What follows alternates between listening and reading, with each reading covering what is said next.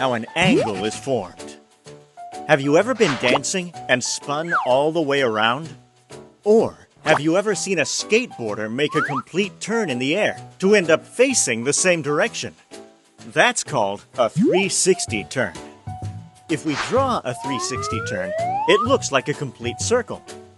If someone turns halfway, that's a 180 turn, because 1/2 of 360 is 180.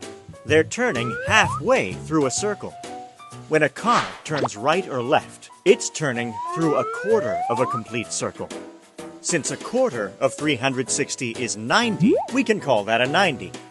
A turn that's a quarter of a circle is the same as a right angle. We can think of a capital L to remember the shape of a right angle. When we see right angles drawn in math, a small capital L shape is drawn in the angle. That symbol always means right angle. We can also find right angles in some geometric shapes. There are examples of right angles all around us. When we make a turn that's smaller than a right angle, that turn's called an acute angle. We can think of the letter V to help remember what an acute angle looks like. There are acute angles all around us too, and we can find them in geometric shapes as well. This triangle's angles are all acute angles. See? A turn that's more than a right angle, but less than a straight turn, is called an obtuse angle.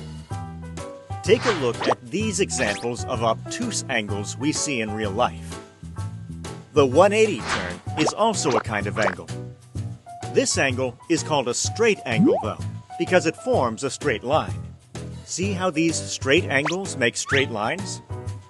The main thing to understand is that an angle is really how much of a circle we're turning through, and that different-sized turns have different names.